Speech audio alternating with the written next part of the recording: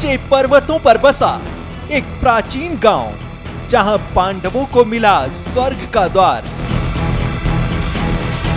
गांव में एक रहस्यमयी गुफा, जिसमें लिखी गई सबसे बड़े महायुद्ध की महागाथा। धरती का वो पवित्र स्थान जहां पाप और श्राप कभी नहीं छूता। आर्यवर्त के उस अंतिम छोर पर जो गया, माला माल हो गया। नर और नारायण पर्वत के बीच ऋषि मुनियों की पौराणिक पाठशाला। नमस्कार। देवभूमि उत्तराखंड की पवित्र धरा, जहां महादेव की महिमा भी है और नारायण का बैकुंठ भी, जहां चार धाम भी हैं और पंच केदार भी। पहाड़ों के इस प्रदेश में कदम कदम पर गहरे राज दबे हैं। पर क्या आप जानते हैं, इन पहाड़ों पर ऐसा भी एक रहस्यमयी गांव है जिसके अतीत में महाभारत का पूरा इतिहास छिपा है। नमस्कार, मैं हूं संजीव चौहान और आप देख रहे हैं रहस्यम। सुंदर वादियों से घिरा एक ऐसा गांव जहां कुबेर का खजाना दबा है। जी हां, इस गांव में जिसके भी कदम पड़े वो झोलियां भर कर ही लौटा। तो गांव तो एक है, लेकिन रहस्य यहां पर बहुत सारे हैं। ऐसे रहस्य जिनका आज तक कोई पता नहीं लगा पाया। मगर आज हम इन रहस्यों को जानने की कोशिश करेंगे, सीधे ग्राउंड जीरो पर जाकर। तो चलिए आपको लेकर चलते हैं एक छोटे से गांव की एक बड़ी रहस्यमयी दुनिया में।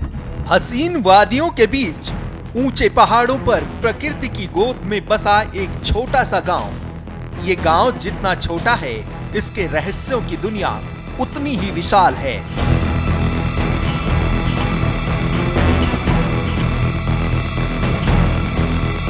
ये गांव भारत तिब्बत बॉर्डर पर समुद्र तल से 18,000 फीट ऊंचाई पर बसे चमोली जिले में मौजूद है। गांव का नाम है माड़ा। ये गांव बद्रीनाथ धाम से महज 3 किलोमीटर दूर स्थित है। इस गांव का नाम मणिभद्र देव के नाम पर माड़ा पड़ा था।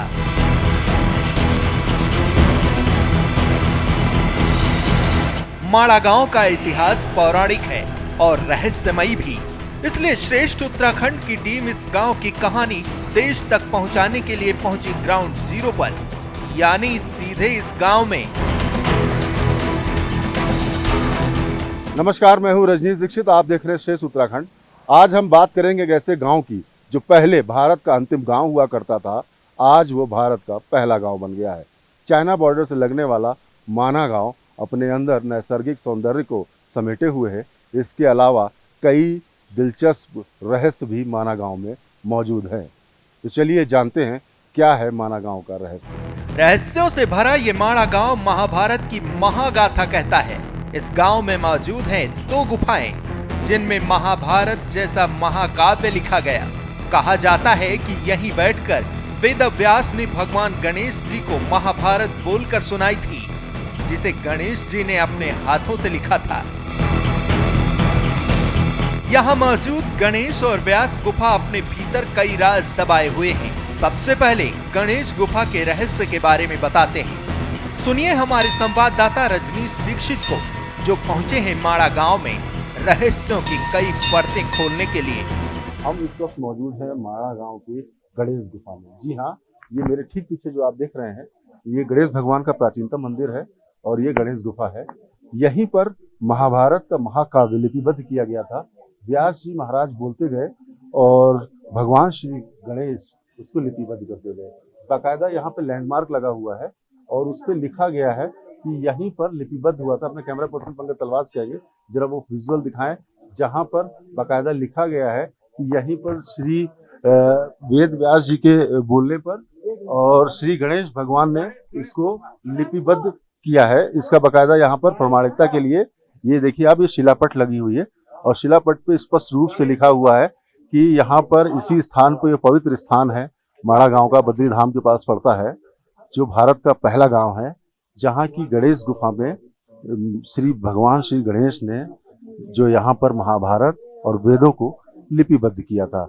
अब हम इसी पर विस्तार से जानकारी के लिए यहाँ के जो प्रमुख पुजारी हैं, उनसे रूबरू करेंगे। श्रद्धालुओं का काफी हुजूम उमड़ा हुआ है। चूंकि बहुत बहुत स्वागत है पंडित जी आपका शेष उत्तराखंड। धन्यवाद। यह स्थान श्री गणेश गुफा के नाम से प्रसिद्ध है और ये सरस्वती और अलकनंदा का तट है।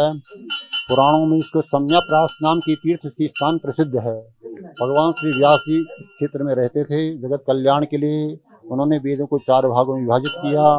वेद के अंदर के ज्ञान को समझने के लिए महर्षि व्यास जी ने पंचम वेद के रूप में इतिहास और पुराणों को लिखने का विचार किया। महर्षि श्री व्यास जी को एक अच्छी प्रतिभावान योग्य लेखक की आवश्यकता थी। ऐसी प्रतिभा त्रिलोकी में किसके अंदर हो सकती? व्यास जी विचार करते थे। ब्रह्मा जी से निवेदन किया, आप मुझे कोई योग्य लेखक बताएं। ब्रह्मा जी ने कहा, काव्यस्य लेखनार्थाय गणेशम स्मर्यताम मुने, आप भगवान श्री गणेश जी का स्मरण कीजिए। इस जगह पर श्री व्यास जी के द्वारा भगवान गणेश जी का आह्वान किया गया। गणेश जी से महर्षि व्यास जी ने निवेदन व्यक्त किया, मेरे मन में लेखको भारतस्यास्य भवत्वं गणनायक मयि व प्रोच्यमानस्य मनसा कल्पितस्य, मेरे द्वारा निर्मित महाभारत जैसे ग्रंथ के आप लेखक बन जाइए। गणेश जी ने व्यास जी के प्रस्ताव को स्वीकार किया, लेकिन गणेश जी ने कहा कि मैं लिखना प्रारंभ करूंगा लेकिन बीच में कहीं रुकूंगा नहीं। लिखितो नावतिष्ठति तदास्याम लेखको हम। तो व्यास जी ने सोचा, गणेश जी जैसे योग्य लेखक मुझे मिले हैं और यदि मैं कहीं क्षण भर रुक गया तो व्यास जी मैं क्षण भर रुक गया तो व्यास जी जो हैं रुक गया तो गणेश जी लिखना बंद कर देंगे। इसलिए व्यास जी ने गणेश जी से कहा कि प्रभु मैं आपसे निवेदन करता हूँ, जो श्लोक आप लिखेंगे इस पर आपको विचार भी करना पड़ेगा, बिना समझे आप नहीं लिखेंगे। तो जब तक गणेश जी किसी श्लोक को विचार करते थे तब तक व्यास जी 2 नया श्लोक तैयार कर लेते थे। व्यास जी को संध्या वंदन करना है तो बीच में कूट श्लोक लिखवा लेते थे। ऐसे महाभारत में 8000 से अधिक कूट श्लोकों का भी प्रयोग किया गया है। तो ये दिव्य स्थान वो है जहाँ पर भगवान श्री गणेश जी अपने वरद हस्तों के द्वारा भगवान श्री व्यास जी के मुखारबिंद से निकले हुए महाभारत के श्लोकों को, श्रीमद् भागवत के श्लोकों को यहाँ बैठ करके लिखते थे। ये गणेश गुफा पड़ती है, थोड़ी आगे व्यास गुफा पड़ती है, यहाँ से लगभग 150 मीटर के लगभग। ऐसी मान्यता है, व्यास ऋषि जी वहाँ से बोलते थे, गणेश भगवान यहाँ बैठ करके लिखते थे। गणेश गुफा की महिमा के बारे में आपने जाना। अब आगे बढ़ते हैं और यहाँ मौजूद व्यास गुफा के रहस्यों के बारे में बताते हैं। ऐसा माना जाता है कि वेद व्यास ने 4 वेदों की रचना करते हुए इसी गुफा में निवास किया था। इस गुफा में एक छोटा सा मंदिर भी है जो करीब 5000 साल पुराना है। मंदिर की खास बात यह है कि इसकी छत पवित्र ग्रंथों के पन्नों से मिलती जुलती है। हम इस वक्त मौजूद हैं माड़ा गांव की व्यास गुफा में और यहीं पर व्यास जी ने सब सारे वेदों को और महाभारत को यहीं से बोलते थे। भगवान श्री गणेश जो है नीचे से उसे लिपिबद्ध करते थे। इसके अलावा जो महापुराण है वो भी यहीं अभिलेखित हुआ है।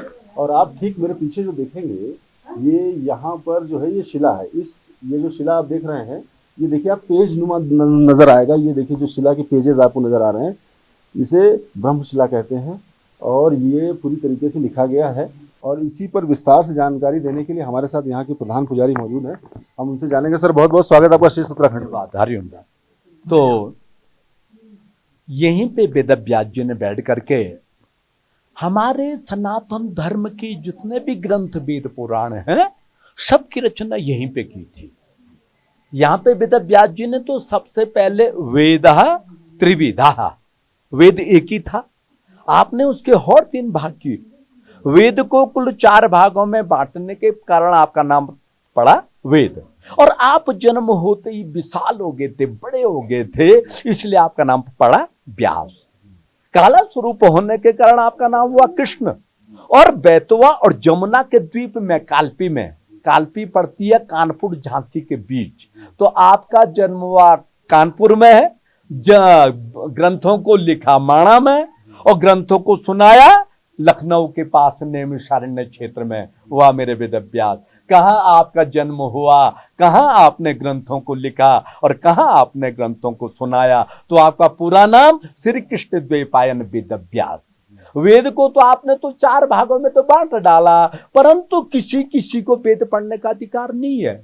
स्त्री सुद्विजमंदु नाम त्रयीनो श्रुति गोचरा, किसी किसी के लिए वेद पढ़ने का अधिकार नहीं है। तो जिनको वेद पढ़ने का अधिकार नहीं है उनका कल्याण कैसे होगा? कौन एक ऐसा ग्रंथ होगा जिसमें वेदों का भी रहस्य हो, पुराणों का भी रहस्य हो, शास्त्रों का भी रहस्य हो, जिसका ज्ञानोपार्जन करने से सबका कल्याण हो जाए। तो ब्रह्मा जी ने कहा कि वेदव्यास भाई ऐसा ग्रंथ तो केवल महाभारत है। वेदव्यास जी ने कहा कि महाभारत में तो 1,00,000 श्लोक है, कलयुग आने वाला है, द्वापर का अंतिम समय इतने जल्दी कौन लिखेगा? कौद्वाभ्याम अस्ताभ्याम विलिख्य, कौन दोनों हाथों से लिखेगा? तो ब्रह्मा जी ने कहा कि ऐसे माहिर तो गणेश जी हैं। तब वेदव्यास जी ने गणेश जी का आह्वान किया कि तथा संस्मारे हे रंभ व्यास सत्यवती सुता स्मित मात्रो गणेशानु भक्ति चिंतित पूरक। गणेश जी आए तो गणेश जी ने कहा कि अहम प्रीतोस्मि, मैं स्वीकार करता हूं, परंतु एक शर्त पे। तो क्या शर्त थी गणेश जी की? कि श्रुत्वेव तत्प्राह विघ्नेषु यदि मे लेखनी क्षणम लिखते नावतिष्ठे तो तदा श्याम लेखको हम, कि लिखते वक्त मेरी लेखनी रुकनी नहीं चाहिए। वेदव्यास रुक गई तो आगे नहीं चलेगी, लिहाजा बोलना बंद नहीं करना। तो वेदव्यास जी ने कहा कि मेरी भी शर्त रहेगी ना। अरे यस्मिन् श्लोके अहम वक्तव्यम ते अन्वव्याख्यायति विलिख्य, मैं भी जिस श्लोक को कहूंगा आप भी सोच और समझ के लिखना। तो यहां से वेदव्यास जी महाभारत बोले और नीचे गणेश गुफा में गणेश जी लिखे। पौराणिक काल की गणेश और व्यास गुफा का राज तो आपने जान लिया, लेकिन माणा गांव में अभी भी ऐसे कई राज हैं जिनसे पर्दा उठना बाकी है। हमारे संवाददाता जैसे जैसे गांव की राह पर आगे बढ़ते रहे, परत दर परत कई और राज खुलते चले गए। आगे जो भी राज हमारे कैमरे में कैद हुए वो और भी हैरान कर देने वाले थे। माणा गांव का इतिहास महाभारत काल से जुड़ा है। कहा जाता है कि पांडव अपना राजपाट छोड़कर जब स्वर्ग की ओर जा रहे थे तो वो माणा गांव से होकर गुजरे थे। रास्ते में एक झरने को पार करने के लिए पांडवों के सबसे ताकतवर भाई भीम ने चट्टान फेंककर पुल बनाया था। पौराणिक कथाओं के अनुसार जब पांडव माणा गांव से स्वर्ग जा रहे थे तब द्रौपदी को सरस्वती नदी पार करने में मुश्किल हो रही थी। तो ऐसे में भीम ने एक बड़ा सा पत्थर उठाकर यहाँ रख दिया। इस चट्टान को भीमशिला या भीम पुल कहा जाता है। वहीं बगल में स्थानीय लोगों ने भीम का मंदिर भी बना रखा है। हम जहाँ खड़े हैं, आप देखिए जिस स्थान पर हम खड़े हैं ये स्थान ही भीम पुल है। ये जो नीचे आप देखेंगे ये जो शिला है जिससे लोग आवागमन कर रहे हैं, यही इसी के नीचे से माँ सरस्वती बह रही हैं और यही वो भीम पुल का स्थान है। हम इनसे जानेंगे, सर बड़ा अलौकिक है आपका ये गांव, माणा गांव। ये जो माँ सरस्वती का उद्गम स्थल हमने देखा, इसका कुछ बताइए। मैं तो भीम पुल के बारे में। ऐसा भीम पुल ऐसा है, जब 5 भाई पांडव जब महाभारत खत्म हुआ तो 5 भाई पांडव यहीं से स्वर्गवास जा रहे थे, तो सरस्वती नदी का उद्गम स्थान है यहाँ पर, तो उसको पार नहीं कर सके। तो उनका जो भाई भीम था उसने एक पत्थर उठा के सरस्वती नदी के ऊपर उनके लिए पुल बना दिया पार होने के लिए। उसके नाम से भीम पुल भीमशिला बोलते हैं। फिर यहीं से वो आगे वो 5 भाई पांडव स्वर्गवास गए, मगर द्रौपदी यहीं पर गिर गई थी। नदी को देख घबरा के वो नदी में गिर गई। तो बाकी भाई जो है आगे रास्ते में जगह जगह प्राण देते हैं। सिर्फ उनका जो बड़ा भाई था युधिष्ठिर, वो जिंदा ही स्वर्गवास जाता है। माणा गांव के पास देश की 2 पवित्र नदियों का संगम स्थल भी है। यहाँ सरस्वती और अलकनंदा नदियों का संगम होता है। पूरे भारत में जो सरस्वती नदी है वो सिर्फ माणा गांव से नजर आती है। सरस्वती नदी का व्यू पॉइंट दिखाएंगे, संगम है यहाँ पर। ये सरस्वती नदी और अलकनंदा नदी, इन दोनों का ये जो आप देख रहे हैं ये संगम है। ये देखिए यहाँ पर लिखा हुआ है भारत का प्रथम प्रयाग केशव प्रयाग कहते हैं। ये अलकनंदा एवं सरस्वती नदी इन दोनों का संगम है।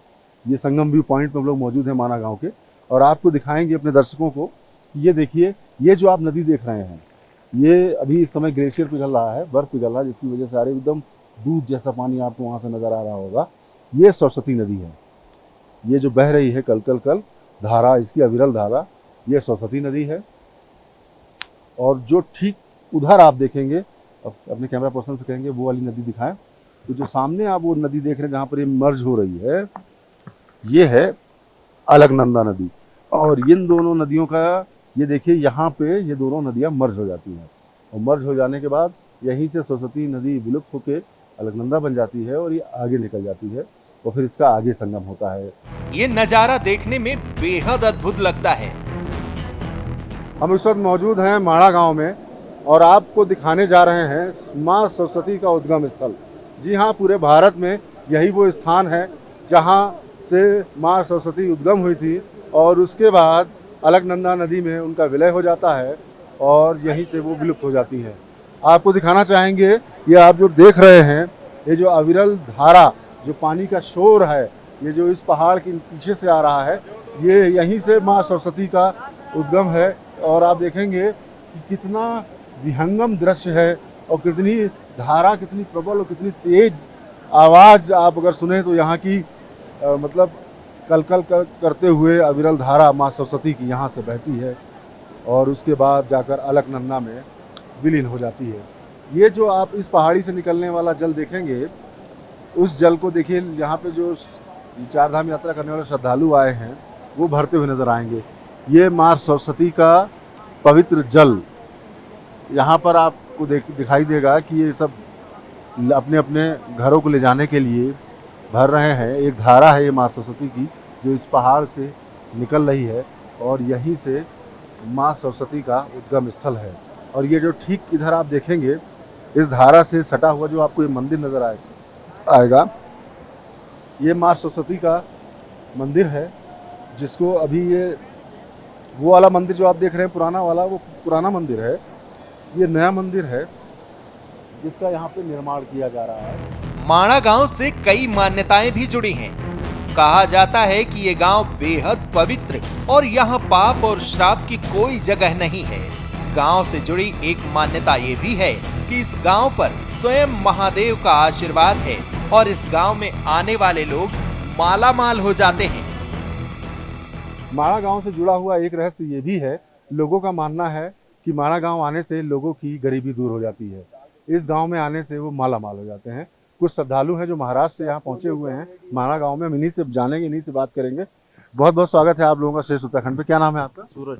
सूरज जी, क्या सुना आपने माणा गांव के बारे में जो मालामाल होने का? यूट्यूब में सुना था, मतलब गुरुवार के दिन पैसों की बारिश होती है। हाँ, उसको भी पढ़ा है। अब अपने पर होएगी तो इम्प्लीमेंट मानेंगे। चलिए इनसे ही बात करते हैं। मैडम, आपका क्या नाम है?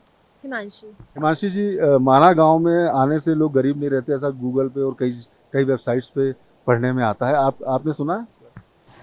अभी तक तो मैंने नहीं सुना था, लेकिन जो है इसके बारे में अभी मैंने यहाँ जब मैं रिसेंट में आई तो मैंने इसके बारे में सुना तो और एक्साइटमेंट बढ़ गई कि मुझे विजिट करना चाहिए और एक्सप्लोर करना चाहिए कि ऐसा कुछ है। तो I am just going to visit that, और अगर ऐसा कुछ होगा तो डेफिनेटली उसका इम्पैक्ट मुझ पर भी दिखेगा। माणा गांव बद्रीनाथ धाम के नजदीक स्थित है। यहीं पर मौजूद है नर और नारायण पर्वत, जिनका इतिहास पौराणिक है। कहते हैं यहाँ पर भगवान विष्णु के अंश नर और नारायण ने तपस्या की थी। नर अगले जन्म में अर्जुन और नारायण श्री कृष्ण हुए। नर और नारायण ऋषि की यह तपोभूमि है। उनके तप से प्रसन्न होकर केदार में शिव प्रकट हुए थे। हम सब मौजूद हैं माणा गांव में। आपको बता दें, मणिभद्र नाम का एक गंधर्व हुए जिनके नाम पर ही माणा गांव पड़ा। आज हम आपको दर्शन कराएंगे। नर और नारायण दो ऐसे पर्वत हैं जिनकी तलहटी में ये माणा गांव बसता है और बड़ा इसका पौराणिक महत्व है। हमारे साथ यहाँ के पुजारी मौजूद हैं जो यहाँ के स्थानीय निवासी भी है। वो हमको तफसील से बताएंगे कि क्या है। सर बताइए कि ये नर नारायण पर्वत कहाँ है, हमारे दर्शकों तक सुन जाइए। जी बिल्कुल। तो ये सामने जो पहाड़ दिख रहा है ये नारायण पर्वत है। तो जब भगवान विष्णु ने दो रूप में अवतार लिया था, नर और नारायण, तो भगवान नारायण जी जो उसी स्थान पे तपस्या करते थे, इसीलिए उसका नाम पड़ा नर पहाड़। ये पहाड़ नर जहाँ नीचे से लेकर हाँ ऊपर तक, ये टॉप तक जो है ये नर पहाड़ है।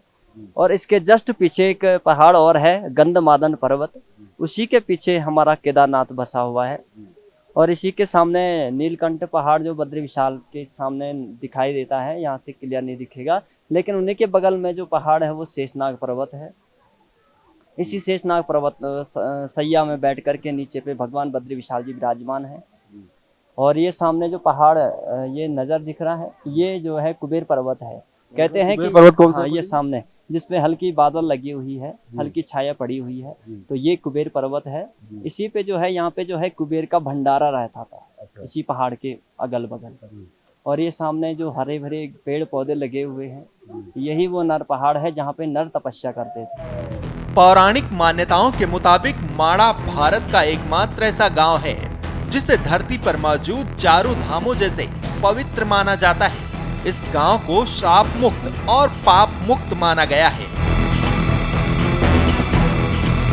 गांव से जुड़ी एक खास बात यह है कि यहाँ बड़ी संख्या में भोजपत्र मिलते हैं जिन पर हमारे ऋषि मुनियों ने ग्रंथों की रचना की थी। इसके अलावा माड़ा गांव और उसके आसपास कई तरह की औषधियां भी पाई जाती हैं जिनसे कई रोगों का इलाज भी किया जा सकता है।